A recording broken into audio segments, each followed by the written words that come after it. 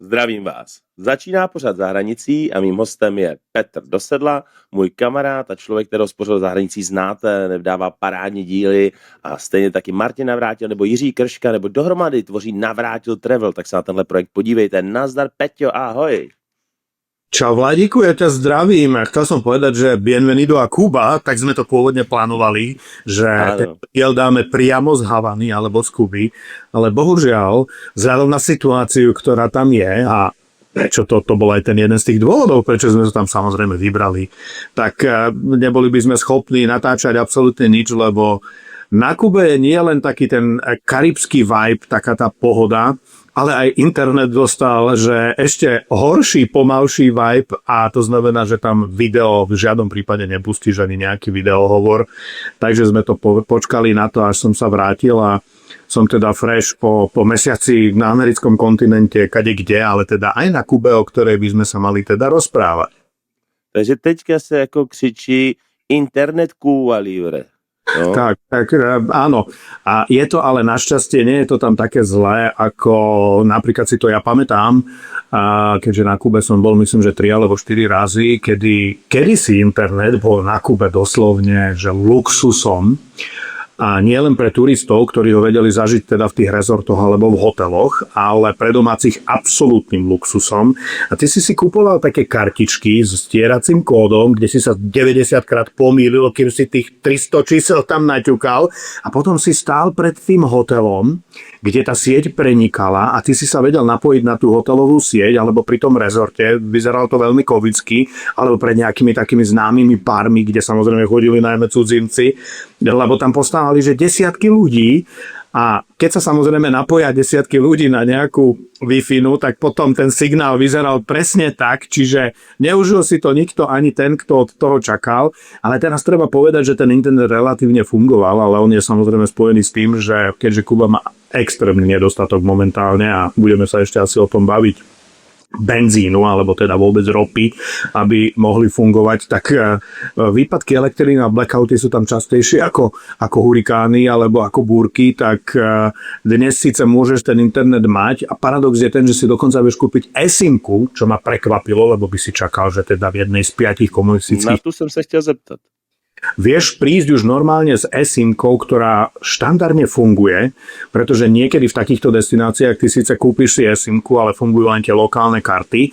A ja keďže som chcel mať istotu, lebo vlastne sme robili aj nejaké rozhovory pre televízie a naivne sme si mysleli, že sa nám s Maťom podarí robiť aj nejaké live streamy, ale to išlo len ako audio. Tak ty si musíš tú simku predobjednať a čaká ťa už na letisku, kde je na to taký špeciálny stánok pri belte s batožinou a tam dostaneš vlastne tú simku. No ale Maťovi sa stalo, lebo my sme leteli rôzne, sa stalo to, že mu dali simku, kde nebol ten čip. To znamená, že ako to nazvať? Ten socializmus v tebe buduje systém, ako si prilepšiť a teda že by si tú kartu potom predal niekomu inému. Jednoducho povedané, Maťo, ak by si to nebol skontroloval, a to je taká aj rada, že vždy, keď si kupujete tú simku priamo niekde na letisku, tak si ju dajte hneď do telefónu, nechajte si to spojazniť a vyskúšať, pretože ak by to Maťo nespravil, tak vlastne on dostane tú simku, ale chýbal tam ten čip. Čiže by mu to nefungovalo. A poviem, že niekde fungovala lepšie tá eSIM-ka a niekde fungovala lepšie tá lokálna SIM-ka, ale už to nebolo o tom, že vidíš ľudí postávať niekde pripojených na nejaké spoty a stierať tie papieriky, čo teda bolo jedno z takých pozitívnych prekvapení pre mňa a uvoľnení, že žiadna VPN-ka, žiadne reštrikcie, proste nie je to ako Čína, kde teda sa nepripojíš na tie západné platformy a napriek tomu, že je Kuba pod embargom, tak vlastne internet tam funguje úplne plno formátov. Já si říkám, že takové skupinky připojené na internet můžeme vidět i v dnešní době, nebo spíš pár let zpátky v nákupních centrech, že jo, vždycky po škole na Wi-Fi, jo, a už to jede. To musí být zvláštní pohled na té Kubě. A celkově Kuba je prostě unikátní destinace, strašně mě láká, bohužel jsem tam nikdy nebyl, hrozně bych se tam chtěl podívat, ty jsi tam byl několikrát, teď se zvrátil. A kdy jsi tam byl poprvé? Tak to bolo ešte za Fidela, asi teraz máme 2026, asi 2008 alebo 2010. To bolo prvýkrát, potom som tam bol raz iba z výletnej lode asi na nejaké 2 dní v Havane. Potom som tam bol vlastne, že som tú Kubu prešiel a to bolo tesne po smrti Fidela, kedy vlastne nastúpil jeho brat Raúl, ktorý má dnes 93 rokov, stále chodí v tej plukovníckej uniforme, myslím, že má titul plukovníka. A napriek tomu, že dnes ty vidíš prezidenta, ktorého sme nezažili teda naživo, ale zažili sme ho v tom, že my tam máme totižto kámošku. Teraz sme tam boli vyslovene u nej, ktorá tam 11 rokov žije. A bývali sme aj u nej priamo, takže sme mali taký vážne insiderský pohľad toho expata, ktorý sleduje ten vývoj tej Kuby a to, ako sa tam žije, ako sa to všetko mení, ako sa to zhoršilo, najmä po tom covide. A ten Raúl je vlastne nie je prezident, ale všetko riadi on z pozadia. To znamená, že stále tá Castrovská família, napriek tomu, že tam majú nejakého prezidentíka, ktorý vystupuje na vonok a jedná a cestuje a stretáva sa s rôznymi najmä komunistickými alebo takýmito diktatorskými prezidentmi sveta, keďže tí ostatní sa tej Kube nejak vyhýbajú po tom americkom embargu, ktoré trvalo viac ako 60 rokov a je vlastne najdlhším obchodným embargom v histórii.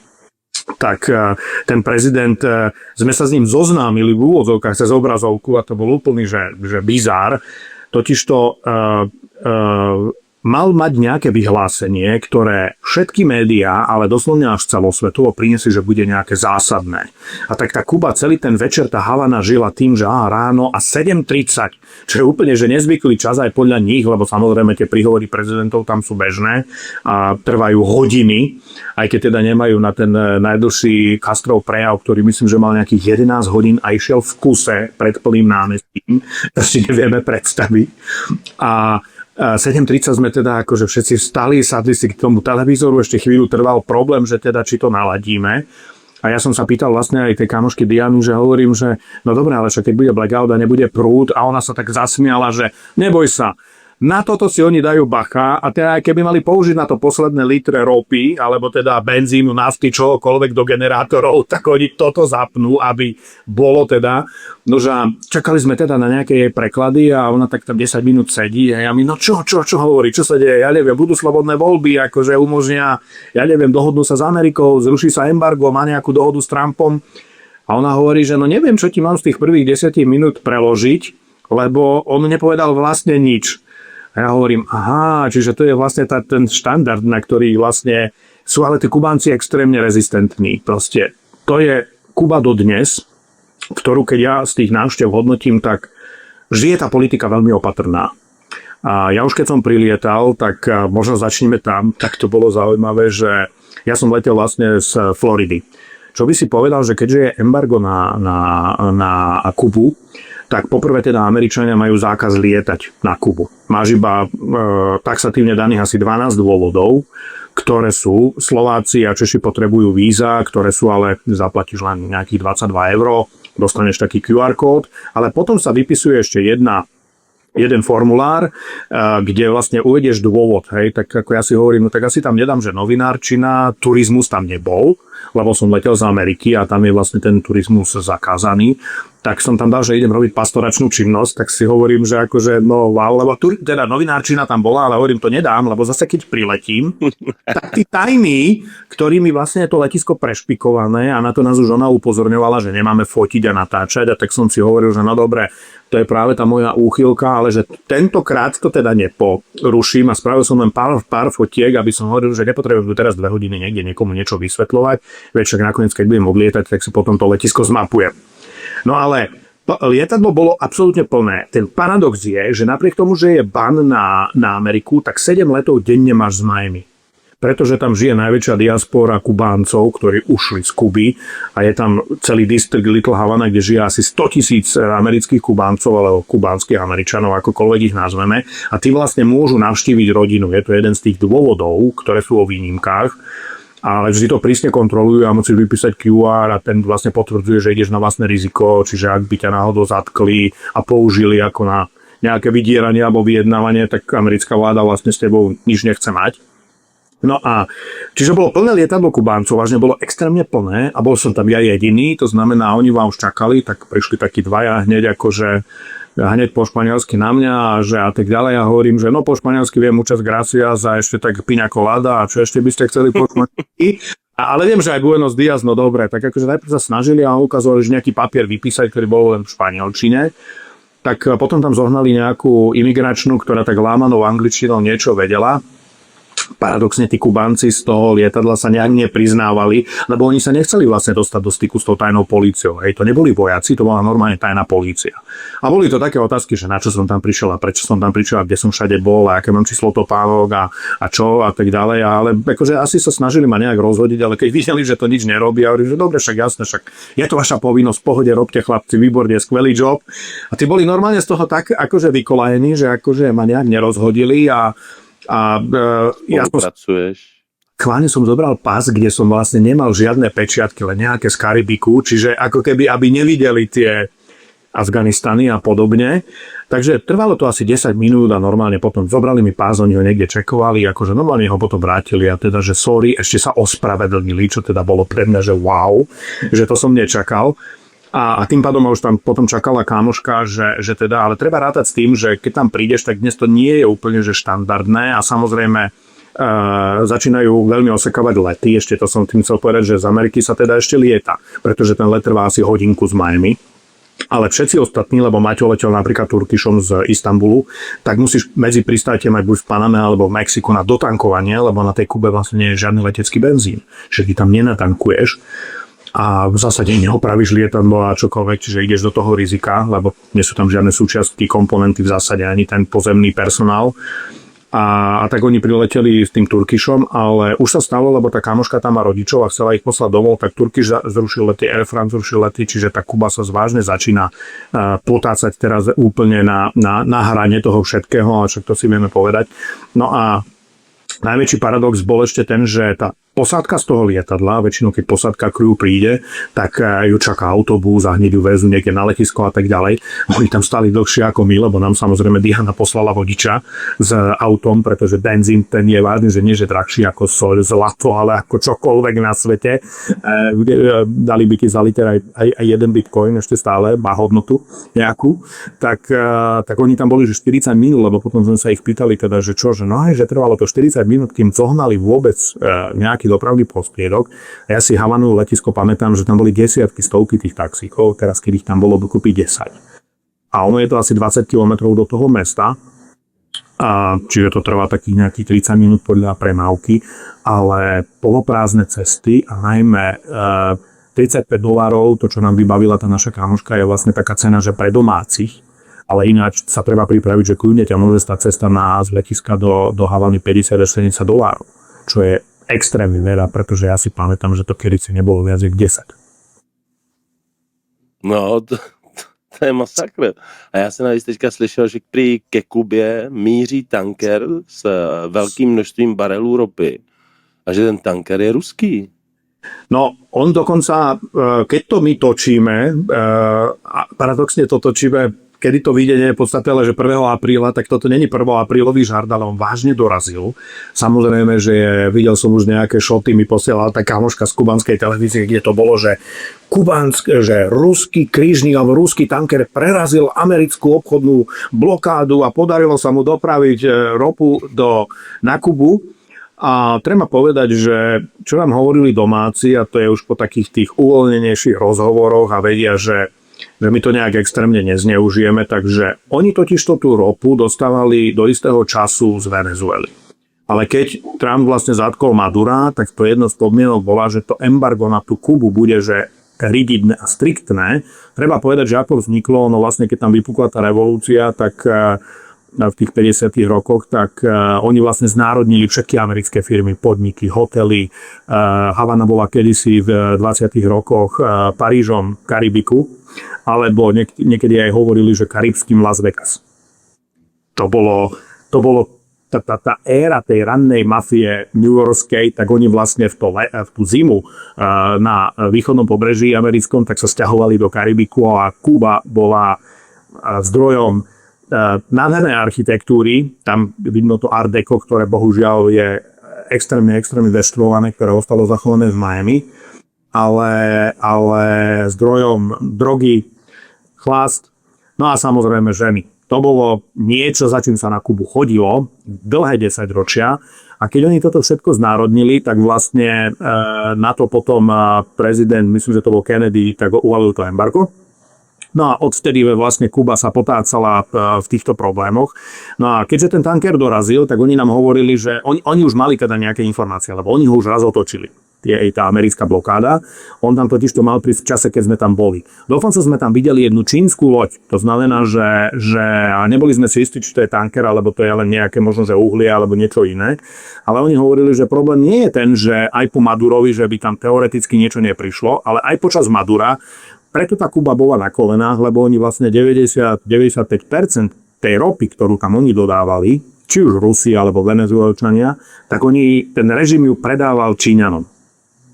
A tým pádom tá Kuba trpela, tí domáci nemali, to sa nebavíme teraz o posledných týždňoch, ale o mesiacoch a rokoch, kedy nemali žiadny benzín a ten benzín zdražoval a stal 4-5 $, dnes je na cene $10 za liter, čo je že šialená cena, ale ty ho nemá. Keď aj si hovoríme, že ja neviem, napríklad niekde v odľahlých oblastiach Mali, Nigeru alebo Demokratickej republike Kongo kúpiš bežne, že $5-6 za liter a predávajú to v tých fľašiach, tu na to ani nemáš. To vidíš v Sýrii, vidíš to v Afganistane, kde je problém niekedy s tým benzínom, tak máš to v tých fľaškách aspoň a nestane sa ti, že niekde ideš aj do tých odľahlých oblastí, že by si nevedel dotankovať.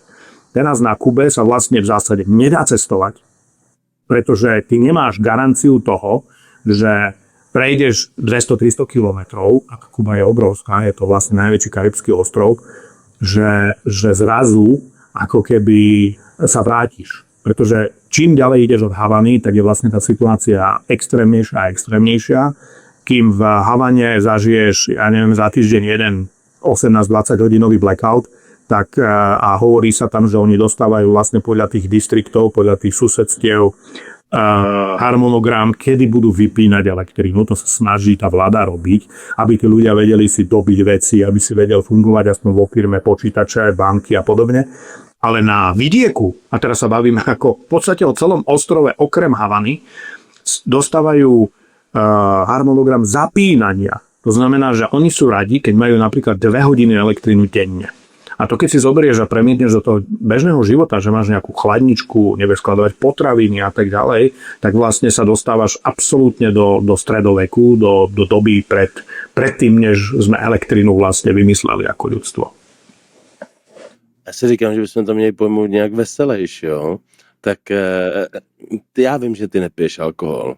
Ale jak je to s tím, jako s tou Cuba Libre, s tím známým koktejlem, že jo, karibský rum, Coca-Cola, historie osvobození, máš tomu nějaký info?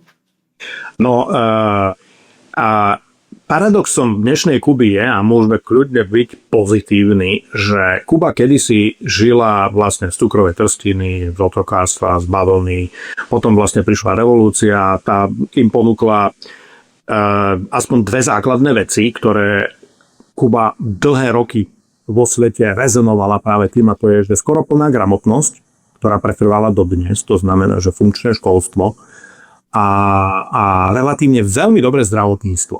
Čo môže vyzerať, že paradoxne, ale skutočne to kubánske zdravotníctvo, aj vôbec tá medicína, alebo tá snaha o nejaké očkovania a vôbec ten trend toho modelu zdravotníctva bola stále na vysokej úrovni, čo dnes, keď sa pýtaš, tak mám aj osobnú skúsenosť, stali sme pred takým dolarovým obchodom a prišiel tam taký, videl si, že to je taký lekár odetý v takom tom klasickom lekárskom mundúre a išiel si niečo kúpiť a sme sa dali do reči, lebo hovorím, že odkiaľ si, že ty si Kubánec, a že nie, že som Palestínec.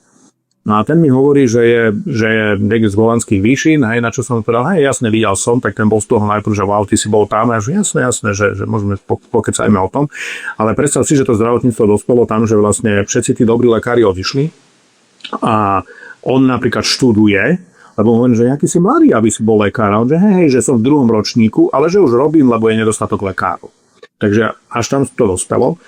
Ale teraz, ja keď to porovnám vážne, že len za to obdobie, dajme tomu tých 10 rokov, lebo naposledy som tam bol, myslím, že 8 rokov dozadu a teraz vlastne, tak máš oveľa plnšie obchody, máš reštaurácie, máš malé podnikanie, to všetko sa po Castrovej smrti rozbehlo, to ten Raúl dovolil, zrušil v roku 2018 to konvertibilné peso, To bolo kedysi tak, že za $1 bolo 13 pesos, ale za konvertibilné ty si dostal iba 2 alebo 3 pesos. Čiže tá Kuba nebola úplne lacná pre cudzinca. A samozrejme všade boli dvojité ceny a bolo tam to konvertibilné. Toto on odbúral, to tam už 7 rokov nie je. Len kde dospela tá kubánska ekonomika je, že dnes za $1 dostaneš 550 pesos. To znamená, že teoreticky by sa ti mohlo zdať, že to je lacné, a tak keď prídeš do tých barov, do tej známej La Floridity, kde sedel Hemingway, kde chodil popíjať práve či už to mojito a kde je aj tá jeho socha, kde vznikali aj tie jeho slávne romány z toho karibského prostredia, tak ty samozrejme ako turista zaplatíš za mojito $7. Keď si tam s domácim, tak zaplatíš $1. To je práve to, čo oni dnes, a ja to už nenazvem, nazval by som to zneužívaním, ale nenazvem, pretože vážne tí ľudia, tá mzda sa tam dneska pohybuje niekde okolo úrovne 13 až 15 eur na mesiac. A to je bežná mzda. Ako policajt a vojak je zarobiť najviac niekde k 50 eurám, čo je neuveriteľné, pretože na to, aby keď sme sa pýtali v Havane, aby si vôbec vedel prežiť, keďže tentokrát sme boli iba v Havane, lebo sa nevieš v podstate mimo dostať, tak potrebuješ aspoň $200. To je potom tá otázka, že ako vedia prežiť, pretože máš samozrejme štátne obchody, ktoré vyzerajú ako 80. roky v Rumunsku, kde nemáš nič alebo jednu konzervu na kilometrovom regále, a tam funguje ten prídelový systém. Lenže prídelový systém pre klasickú štvorčlennú rodinu vydrží tak na týždeň. Že dostaneš 2 kg ríže, 2 kg fazule a nejaké základné potraviny. A aj tam sú veľké výpadky, lebo to embargo sa týka aj toho, ale že stále z toho, najmä zo Španielska a dole z tých španielských, bývalých španielských kolónií, z toho aj z tej Latinskej Ameriky im dovážajú tie potraviny. A že to je vlastne ako v rámci humanitárnej pomoci povolené.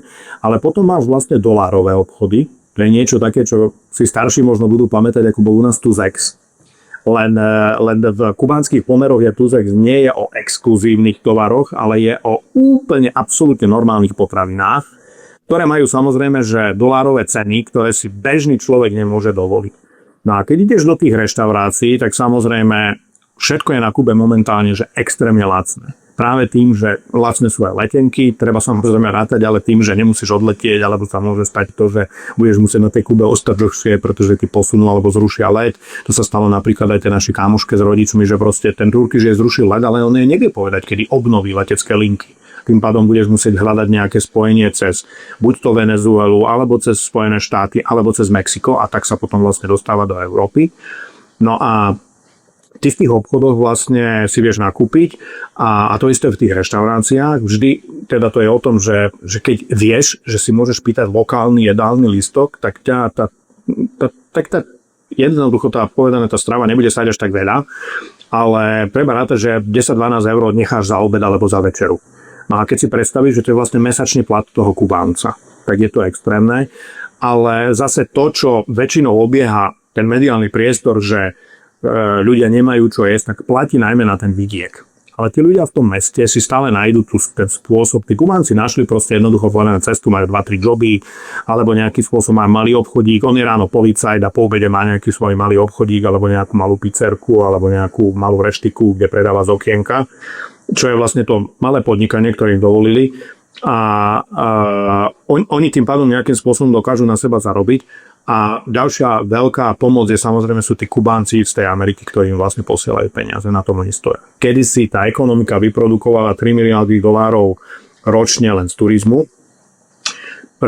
Po korone to spadlo niekde 1 miliarde a dnes to je ledva nejaké desiatky miliónov. Tam skutočne sú tie rezorty poloopustené. Ceny v takomto ikonickom hoteli, napríklad Nacional, ktorý je v Havane, kde kedysi izba stála, tá štandardná okolo $500, dneska je za 80. Ale mám k tomu takú trošku koprologickú, takú smiešnú storku, že potreboval som na záchod. Je to za hranici, poď sem s tým. Je to za hranici. Slyšíme, veľké uši. Potreboval som na hajzlík, tak si hovorím, že a boli sme rovno pri tom hoteli a kámoši, ktorí tam ešte tam boli s nami 2 kámoši, takže ale že oni si dajú mojito. Že to porovnajú. Ja hovorím, ale viete, že zaplatíš za to 10-krát toľko, jak keď by sme išli do hoci, kde niekde v Havane, v starej. Tak oni si sadli a teraz ja idem na to vecko a tam nemáš ani toaletný papier. Som si spomenul vtedy na toho krejčiža, máš ho, že ten mohol miesto Seychelles vybrať Kubu, možno, že tam by nezbortil ten trh s toaletným papierom, tá jeho story, jak to na Seychellách rozbil celú ekonomiku toaleťákom z Číny. A tak som vlastne sa začal pýtať, hej, no tak prišiel predstav si generálny riaditeľ hotela a ten začal hľadať toaletný papier. Ja si tak hovorím, lebo ja som najprv zvažoval, že tých pár dní budem teda u Diany a pár dní pôjdem do toho hotela. Tam chodil Capone, Marilyn Monroe, Bono a tak ďalej. Strašne veľa takých tých známych. Takže si takú tú atmosféru tých 30. alebo 20. rokov minulého storočia. No a si hovorím, ty kokos, akože tu ale nemajú ani toaleťák na záchode, tak akože to ako jak potom tam ide vôbec voda, majú tam nejaké generátory, funguje tam elektrina. Samozrejme, že oni ti budú hovoriť, že áno, ale potom zistíš zrazu, že pár majú otvorený 2-3 hodiny denne, reštika je len ráno a na obed, hej, na raňajky a na večeru, čiže pravdepodobne aj takéto veľké ikony majú problém s týmto. No a gól bol teda, že doniesol mi ten toaleťák, ten generálny, ale hovoril, ale vrátiť. Ja tak na ňo že to nemyslíš vážne, že to akože, že niekde z trezoru vybral. Takže išiel som na vecko, prišiel a teraz si predstav, že ideš s toaleťákom po 5-hviezdičkovom hoteli, mramor, neviem čo a takto a dáš ho naspäť generálnemu riaditeľovi, ktorý s takým blaženým výrazom, že si neminul všetko a doniesol si mu niečo naspäť. Tak ja som si vtedy akože vážne tak sadol, pozeral som na to Karibské more a si hovorím, že tak toto je teda vážne, že gól, hej, že si vlastne v najväčšej ikone v hoteli Nacional na Havane, kde kedysi to, ako keby si bol v Monaku a prídeš niekde alebo v Monte Carlo a prídeš do toho najlepšieho hotela a tam teda sám šéf vyberie niekde, otvorí trezor a nebude tam mať skryté čokoľvek, ale bude tam toaleťák, tak toto je možno taká vážne, že smutno veselá historka, ktorá ilustruje momentálne pomery na tej kúpe. A ty si neměl tendenci nějakým způsobem si s tím prostě trošku pohrát a vrátit ten toaleťák, tak si ho dostal? Akože celý, alebo že ho vyprať? Ako myslíš? No tak samozřejmě kondomy taky použijí víckrát, nebo já teda ne, jo, ale slyšel jsem, že někteří lidi to dělají. Jako. Jo, no lebo to je v rámci tej udržateľnosti životného prostredia, hej, tak toto myslíš. Áno, presne tak. Vieš čo, nemal som túto tendenciu, ako ja som bol z toho vážne tak vykolajený. To je pecka historka, to je pecka, to je úlet. A teraz si zoberieš, že vlastne chápeš, ty sa pýtaš, tam proste zastavíš nejakého zamestnanca a ten akože na teba pozrie, akože on nevie. Tak potom som išiel vlastne na tú recepciu, oni zohnali jeho a ten generálny riaditeľ si akože klobúk dole, že aspoň ťa nepovedal, že sorry, nemáme, nedá sa, neviem čo, že teda išiel, ale proste, keby si videl ten víťazoslávny, proste ten pohľad a to, že našiel som, máme, tak to bolo, že Pán do sedla, nebojte sa, utřete sa na Kubie. Tak toto je, no a ono to skôr akože ja používam aj ako takú trošku výstrahu malú, pretože stále je, a my sme potom vlastne sa stretli aj s kamoškou z veľvyslanectva slovenského, boli sme na večeri a vlastne všetci už dvíhajú tie výstrahy pred cestovaním na Kubu, lebo není to o nebezpečenstve, je to skôr o tom, že tam môžeš zostať staknutý a že budeš 2-3 dní bez elektriny, alebo proste, že niekde pôjdeš na výlet a nevrátiš sa, lebo nebude benzín, veď to je storka, aj keď som odchádzal na výlet, tak naša Diana má taký veľký súd na rooftope, ona má taký klasický kubánsky dom, ktorý má 3 poschodia, úzkým schodiskom vyjdeš hore, tam je nádherná terasa, neuveriteľná, proste celý výhľad na krásne na Havanu. A ona tam má taký súd a v ňom má skryté pandasky s benzínom, doslovne, že skryté. A oni vlastne tým, že je to úzke, tak všetko si spúšťajú na tom lane. Takže ako prišiel ten jej spoločník, ktorého tam má, ináč typek, ktorý som povedal, že ako sa volá, že Ivan. Ja hovorím, Ivan, pozerám na ňo, že a ty nie si Rus. Taký normálne ako z Jamesa Bonda, taký ten agent. Samozrejme prišiel na starej žigule a teraz on, že no spustí mi ten benzín, tak som mu to spustil na lane, on dotankoval, potom sme to vyťahli, dali naspäť. A hovorím, že koľko si tam, no tak 3 litre to stačí na tých 20 km hore-dole, lebo však je to akože, vieš, to si šetríme na ako keby na návštevy.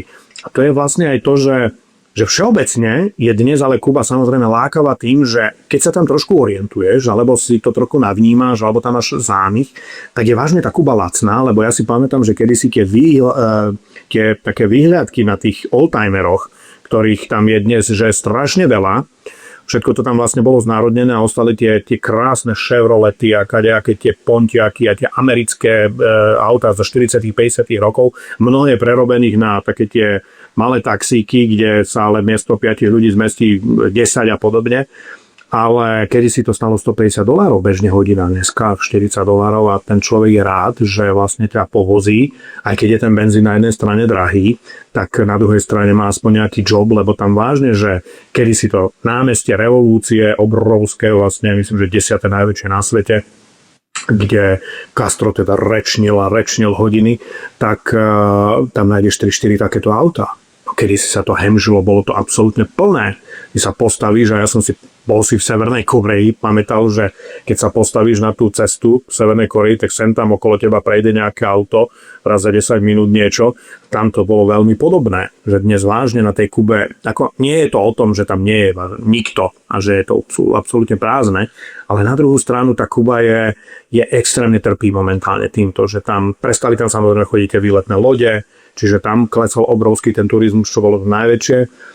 A je to taký nepomer, že za to obdobie pred koronou tam začali aj vlastne iba jedna spoločnosť, ten Iberostar španielský má ako keby licenciu na to, že on môže tam postaviť hotely a vznikli tam dva nádherné na Malekone, také obrovské hotely a ináč druhá väčšina tých hotelov je ale buď to sú také tie maličké ako rodinné, alebo potom štátne.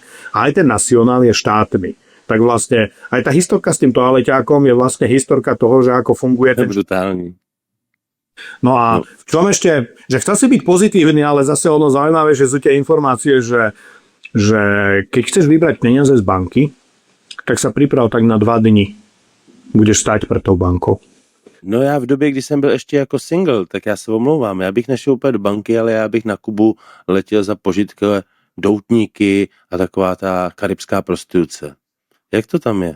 Vážení diváci, těšte se, dáme ještě druhý díl o Kubě, protože do jednoho se to prostě nevešlo. Peťa do sedla, ten když začne hovořit, tak to je neuvěřitelná plejáda informací a sází to, no prostě nádhera. Klikněte na odkaz pod videem a užijte si tenhle ten díl v plné délce a již brzy čekejte na díl číslo 2, protože Kuba je tajemná. Já jsem nikdy nebyl a doufám, že se tam někdy podívám. Tak se mějte krásně, ať se daří.